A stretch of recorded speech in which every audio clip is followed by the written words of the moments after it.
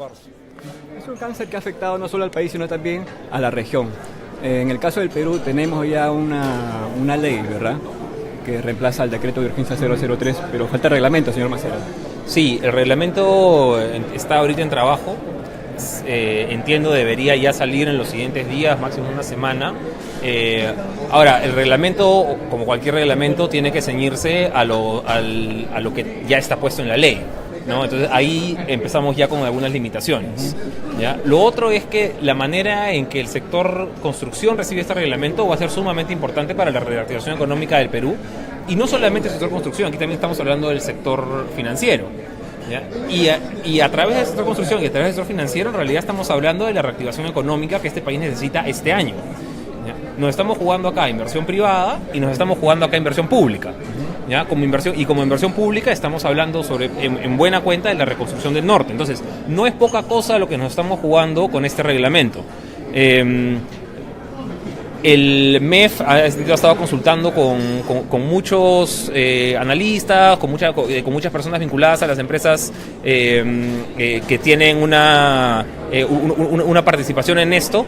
Esperemos salga de la mejor manera, pero hay que estar muy atento con cómo va a ser recibido por el mercado y a ver qué cosas se pueden ir ajustando dentro de lo que te permite la ley.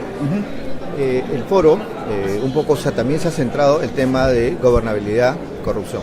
Obviamente las empresas tienen que ver es importante tener este aspecto preciso y como lo dijo el señor Priale, hagamos las cosas de una vez. ¿Qué específicamente tendría que salir de este foro para que de una vez empecemos a trabajar en ese proceso?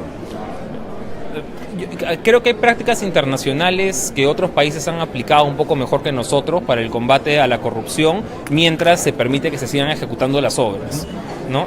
Creo que Estados Unidos ha tenido prácticas en las que, bueno, tienes una multa, pero eso no impide que la obra siga funcionando. El mismo Ecuador ha tenido, entiendo, con su metro un tema parecido. Entonces, yo creo que esta es una buena oportunidad para aprender de prácticas de otros lados, que pueden ser buenas prácticas, que aseguran reparación civil, aseguran sanción para cualquier empresa que sea eventualmente hallada responsable, pero que a la vez no impiden que el dinamismo económico se pare. No, pero ¿usted piensa que debería ser vinculante los acuerdos que se tomen aquí? Bueno, no son recomendaciones, en todo caso, de políticas que los países sabrán adoptar. Es fundamental que se pierda este temor a cometer errores. Lo que hay que hacer es tomar decisiones, apuntar hacia adelante. El asunto de la reglamentación de la ley que reemplazó el decreto de urgencia 3 es crucial. Va a enfrentar la prueba de la realidad. Aquí no se trata de lo que deseamos, sino de lo que el mercado va a responder. Y si las empresas no sobreviven, vamos a estar en serios problemas. Podríamos presenciar un efecto dominó que haría demasiado daño al país. Al final, los que sufren son los trabajadores, los proveedores, el público que no va a tener infraestructura. En el fondo tenemos que pensar en el país y no en los culpables que de todas maneras hay que sancionar. Pero el objetivo en la vida no puede ser castigar a la gente que se ha portado mal únicamente, sino permitir que la economía continúe funcionando al mismo tiempo. Eso es fundamental y acá parece que no lo hemos visto clara. La experiencia que acaba de relatar el presidente de Panamá es muy buena al respecto. En Panamá han sabido encarar este asunto separando lo judicial de las obras y las dos cosas han seguido caminando bien. Paralelamente, claro.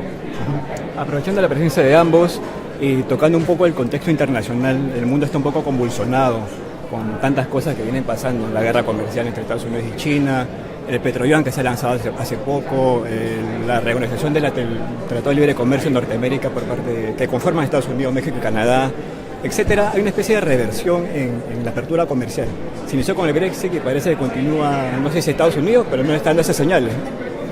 Mira, las medidas todavía es mucho de debate, las medidas todavía son relativamente chicas, no hay yo dudaría mucho de maximizar o poner esto en una escala mayor de la que le corresponde.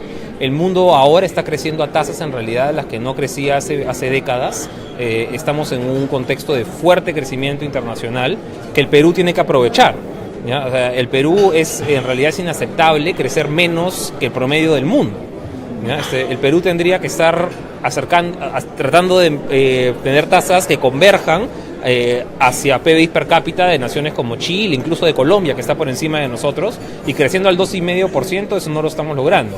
Si el mundo está creciendo rápido, ese es un impulso que nosotros tenemos que aprovechar.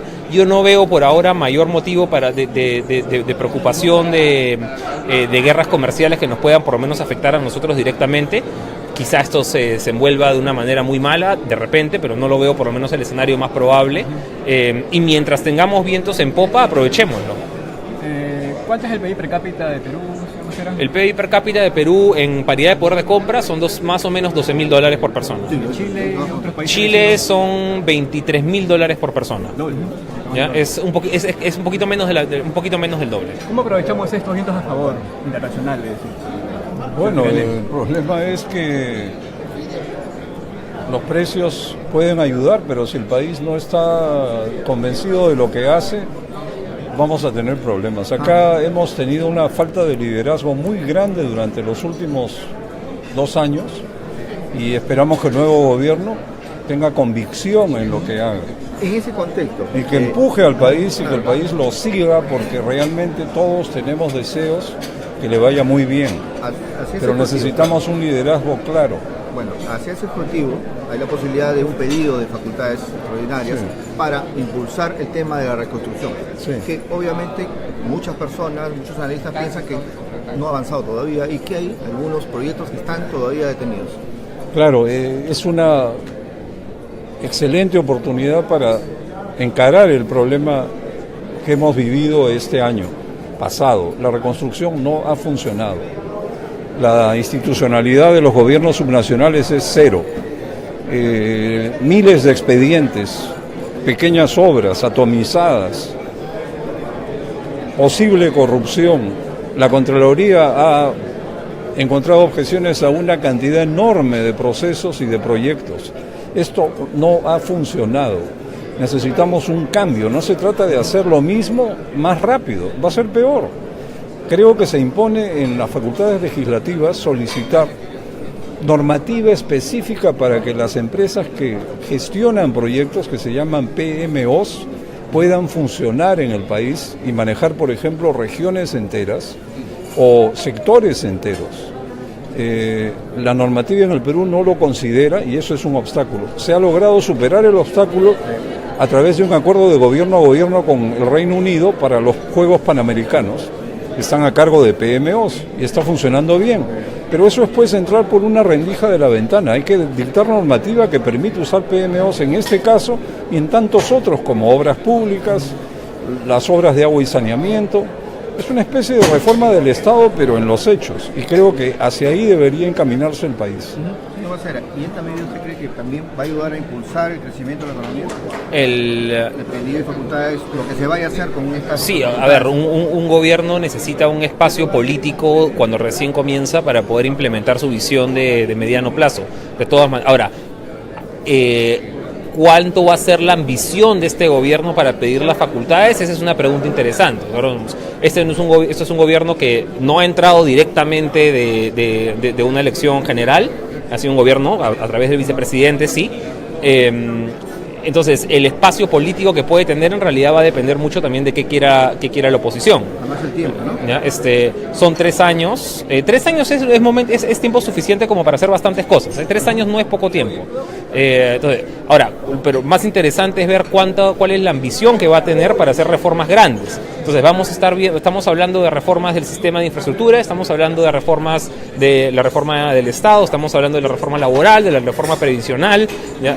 Probablemente no se pueda hacer todo, pero basta que el gobierno quiera agarrar por lo menos unos 2 o 3 caballitos de batalla. 3 años son suficientes para poder trabajarlo y las facultades son el momento ideal. Finalmente, ¿cuáles son sus proyecciones de crecimiento para este año y para el próximo año? Pues yo espero que si se implementan las políticas correctas y se adoptan criterios claros y se avanza en un sentido definido, podríamos crecer quizás más de 4% y recuperar el potencial de crecimiento, que es algo que ha venido decayendo y es lamentable. 4%. Nuestra última proyección del IPE es de 3.8. ¿Podría haber una mejora? Podría haber una revisión al alza, por supuesto. Dependiendo de las facultades, de Siempre hay repente. siempre hay un espacio para revisión al alza o a la baja. Vamos a ver cómo funcionan las cosas. Normalmente implica una revisión al alza.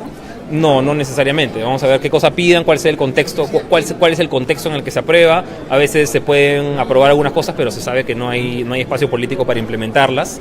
Entonces va a depender estamos todavía en abril, conforme vaya avanzando el año. Las conversaciones ahorita con el Congreso, perdón, son positivas. Hay un Sí. entendimiento entre el Ejecutivo y el Parlamento. Sí, ojalá esto dure los siguientes varios meses. Perfecto, muy amables, gracias por ustedes. Gracias. Amigos de la agencia.